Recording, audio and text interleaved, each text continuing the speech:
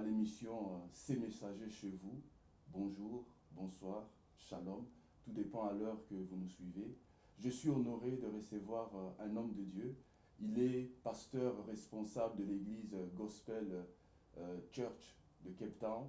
Il est aussi expert en leadership et visionnaire de ALAC, qui est une plateforme qui s'occupe de la formation des leaders.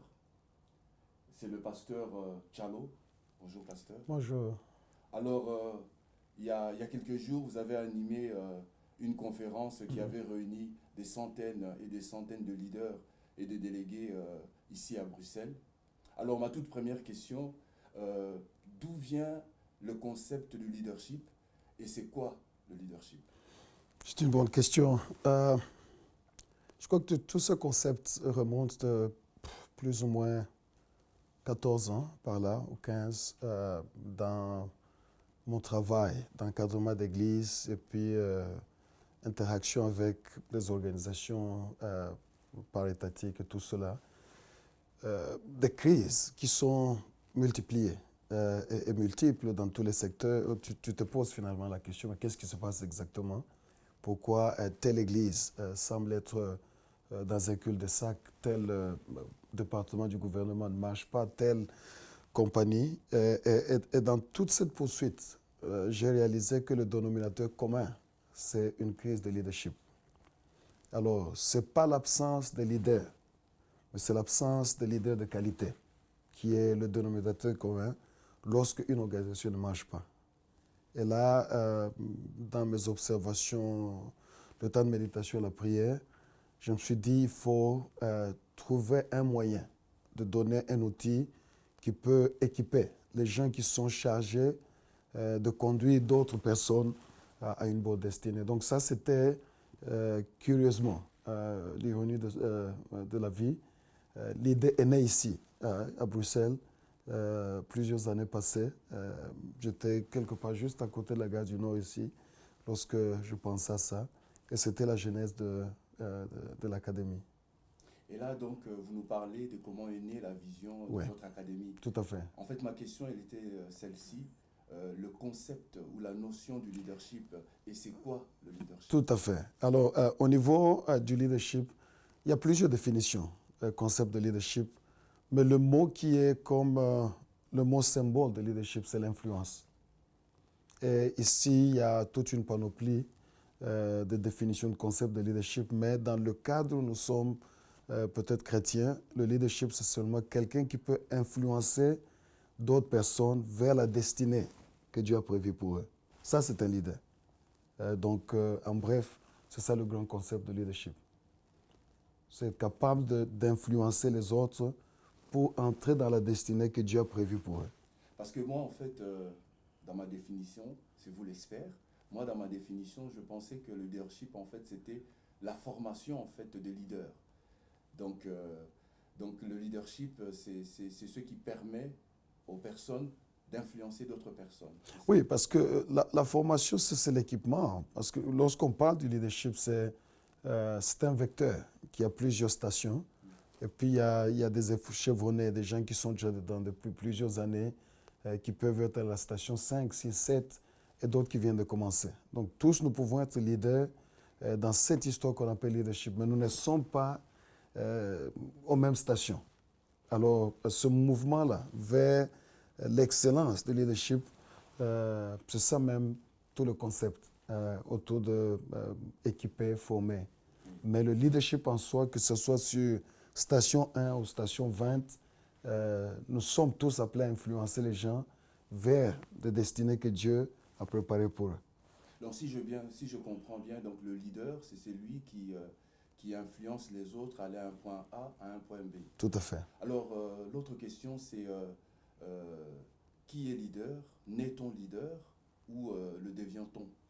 Ça, c'est une bonne question parce qu'elle a été posée des milliers de fois dans nos forums, que ce soit aux instituts ou même dans des conférences.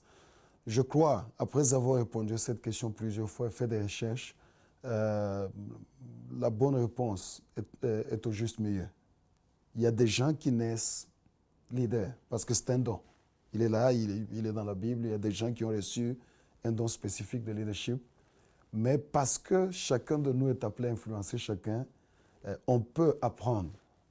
Mais ce que j'ai pu comprendre, c'est que lorsque tu prends quelqu'un qui est déjà doué naturellement au chant, Oui. cette personne, lorsqu'elle est formée, elle peut aller du niveau 4 au niveau 10 facilement, parce que c'est en elle. Mais il y a des personnes qui sont pas douées pour le chant. Mais avec un peu d'entraînement, cette personne peut apprendre comment tenir une note, comment écouter si elle est dans la marge ou pas. Ces gens-là, même si on les forme au maximum, le mieux qu'ils peuvent faire, c'est peut-être atteindre niveau 5, 4, 6 par là, s'ils sont exceptionnels, mais ils ne seront jamais de maestro dans le chant parce que ce n'est pas inné. Donc si je comprends bien, dans le leadership, il y a des niveaux, il y a des degrés.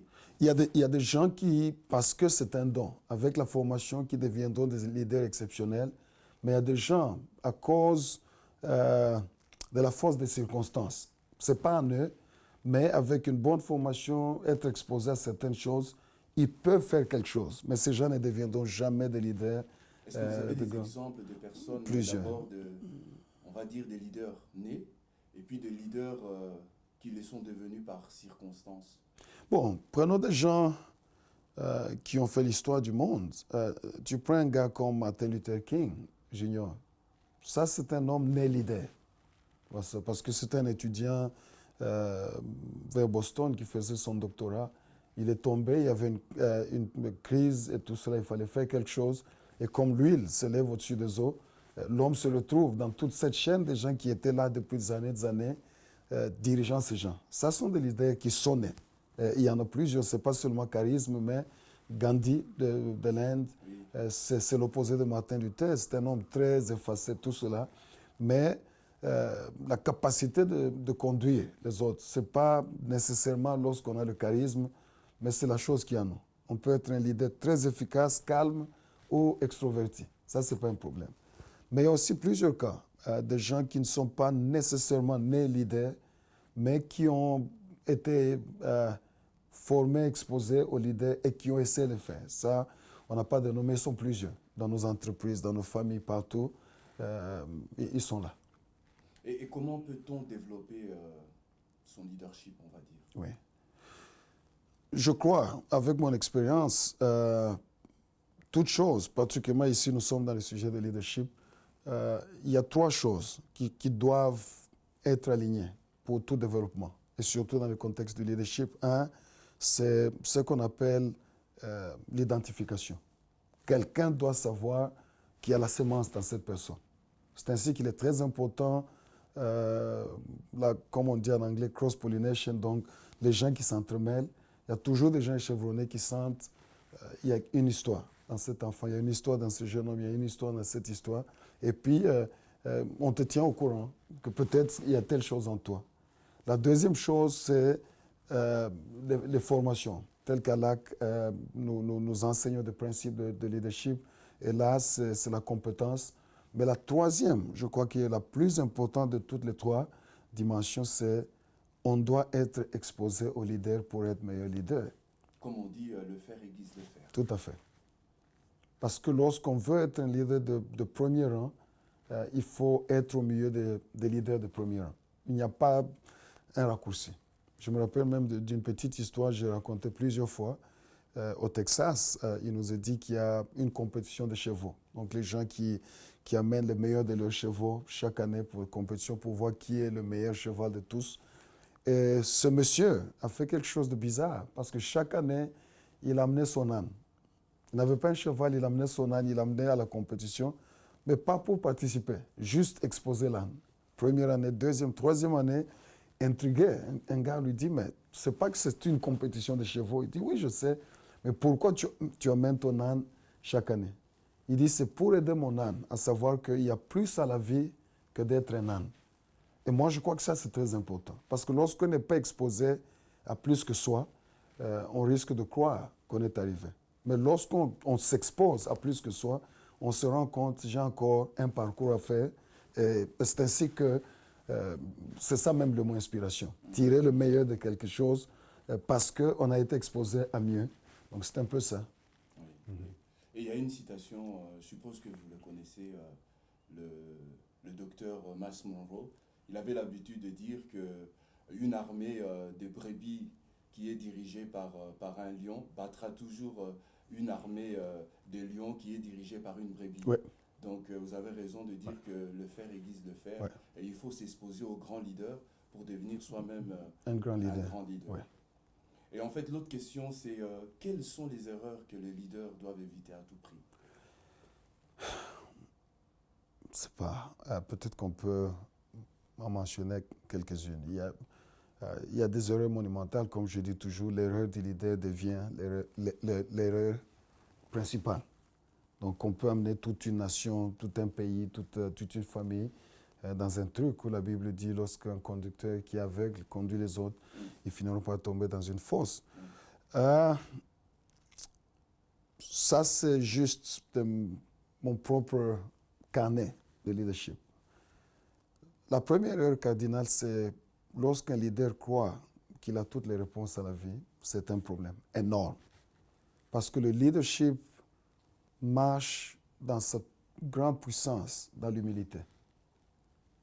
Lorsque le sens d'humilité disparaît, qu'on croit qu'on est arrivé, qu'on a toutes les réponses, on est dans de gros soucis en tant que leader. Parce qu'un leader, c'est un étudiant perpétuel.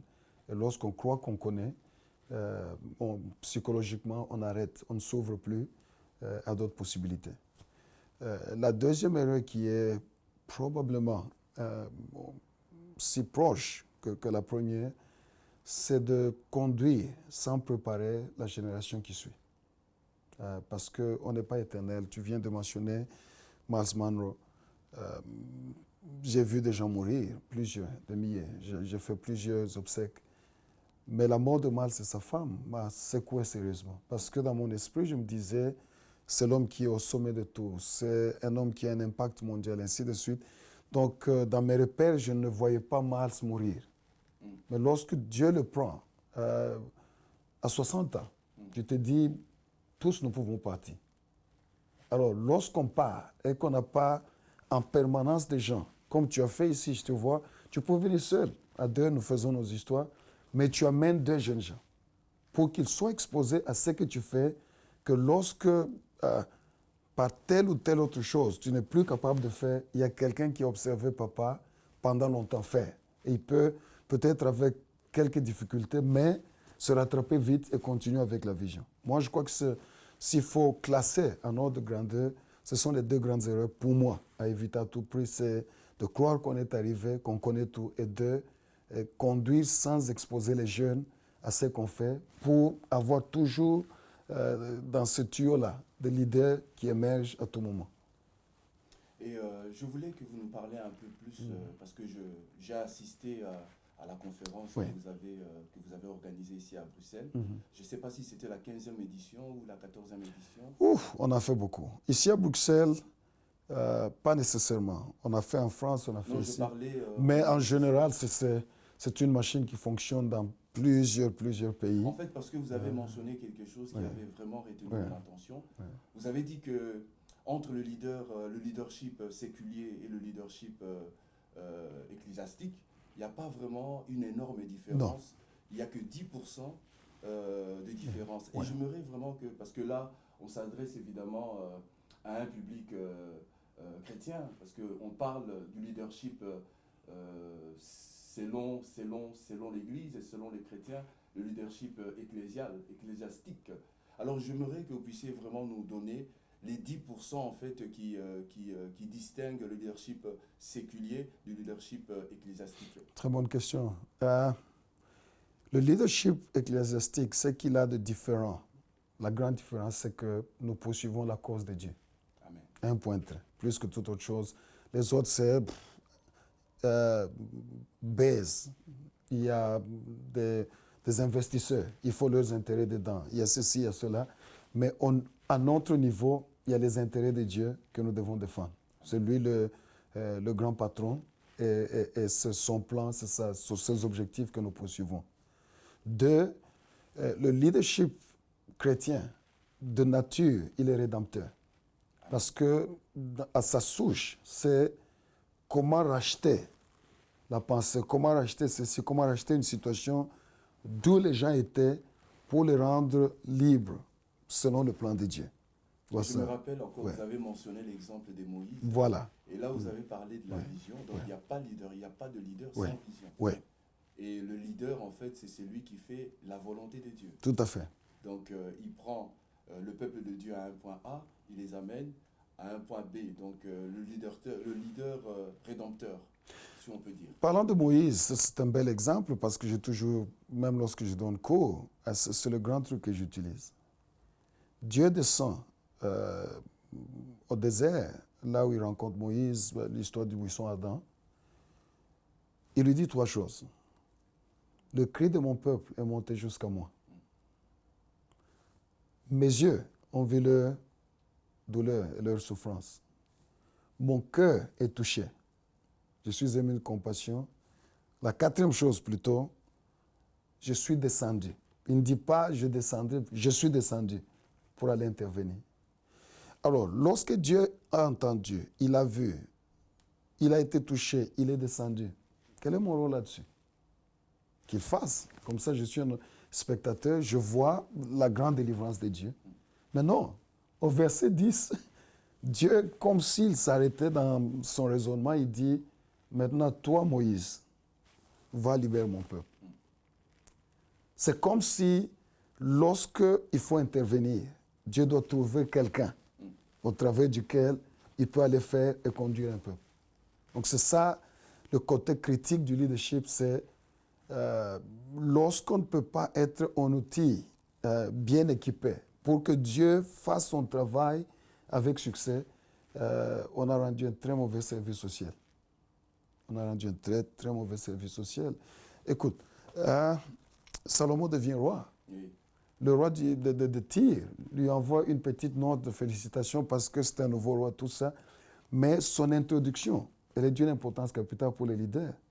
Il dit, je vois que Dieu aime son peuple parce qu'il t'a choisi comme leur dirigeant. En d'autres termes, l'amour de Dieu est manifesté par le type de dirigeant qui est au-devant de nous. Donc nous pouvons soit démontrer l'amour de Dieu, soit bloquer cet amour si nous ne faisons pas le leadership comme il se le doit. C'est un truc exceptionnellement puissant. Amen. Alors, on ne va pas refaire la conférence ici, mais juste quelque chose qui m'a beaucoup... vraiment, je vous recommande, si vous avez l'occasion d'assister à ces assises à Lac, qui sont organisées chaque année. Donc, je crois que l'édition 2007, je crois que c'est au mois de mai. D'avril 2017, oui, au mois d'avril. Au mois d'avril, hein, ça Oui, se oui. passera À Paris. à Paris. Oui. Alors, le pasteur, en fait, lors de ses assises, il avait parlé de quelque chose de capital, il parlait du réalisme et de la foi. En fait, il disait qu'un leader, c'est quelqu'un qui doit être réaliste, mais c'est aussi quelqu'un qui doit avoir la foi.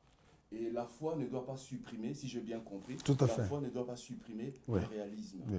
Et vraiment, ça m'avait beaucoup impacté Oui. et beaucoup édifié. Je ne sais pas si vous pouvez dire quelques mots par rapport à ce concept du réalisme et de la foi du leader. Sûr, sûr. Toujours allant de notre défunt pasteur Miles Monroe, Oui. il a dit quelque chose de très important au cours d'une de ses interventions. Il a parlé plusieurs fois aux leaders au monde. Il a dit, le secret d'un leadership réussi est celui-ci. Priez comme si tout dépendait de Dieu, mais travaillez comme si tout dépendait de vous. Et lorsque vous faites ce que vous pouvez faire au mieux, et vous priez pour demander l'intervention de Dieu au mieux, le succès ne peut que venir. Alors, c'est ça un peu le réalisme et la foi. La foi, c'est un concept très simple. C'est une confiance absolue dans le caractère et la capacité de Dieu. Un point. Ça, c'est la définition la plus complète de la foi. J'ai confiance, absolument confiance dans le caractère et la capacité de Dieu. Mais cette confiance nous pousse à une obéissance à outrance dans ce que Dieu demande parce que j'ai confiance en lui. Et qu'est-ce que Dieu demande? Entre autres, la diligence, entre autres, la préparation, entre autres, ceci. Donc, tous ces grands principes. Donc, lorsque quelqu'un dit « j'ai la foi », nous devons voir quelqu'un d'organisé, quelqu'un de discipliné, quelqu'un de préparé. C'est un peu dans cette panoplie d'histoire où la foi et le pragmatisme, le réalisme viennent ensemble. Et lorsqu'un leader opère à ce niveau, il ne peut que faire de bonnes choses, de grandes choses dans cette vie. Yeah. Alors, avant de terminer, j'aimerais, parce que vous êtes un homme busy, occupé, avant de terminer, je voulais que vous nous parliez un peu de vous. Ouais. Et je voulais qu'on sache un peu qu'est-ce que le leadership a apporté dans votre vie en tant que mari, en tant que père, et aussi en tant qu'homme de Dieu. Ouais. Merci de l'occasion. Ce n'est pas toujours qu'on a une occasion de parler de soi-même. Donc,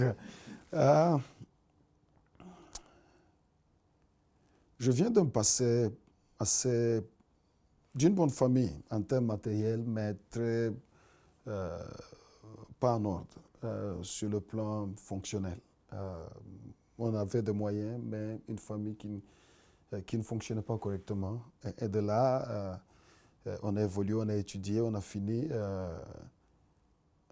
Je crois j'ai terminé mes études en 81, donc fin 80-81. J'ai été embauché par le chemin de fer et de là, je me suis marié à ma femme et nous avons 4 enfants et 4 petits-fils de notre union. Dieu était bon pour nous. Alors, à partir du boulot, on te donne des responsabilités petit à petit. Tu es chef de ceci, chef d'équipe, cela. Et c'est là mes premiers pas dans le leadership. C'est de savoir, OK, la vie de l'école est finie. Maintenant, c'est l'école de la vie. On fait quoi? Il y a des gens qui ne sont pas tes collègues de classe. C'est des gens, chacun embrouillé avec ses propres histoires. Ils viennent travailler pour un salaire. Mais tu dois mobiliser ces gens afin d'atteindre des objectifs que la compagnie attend de vous. Et là, j'ai vu de grosses crises dans ma jeunesse où celui-ci est presque 2 fois ton âge. Tu l'appelles papa. Bon, tu dois lui donner les ordres.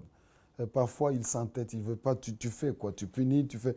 Alors, dans cette crise de savoir comment faire, mes yeux se sont ouverts à cette étude de l'art de mener des troupes sans créer des ennemis. Voilà.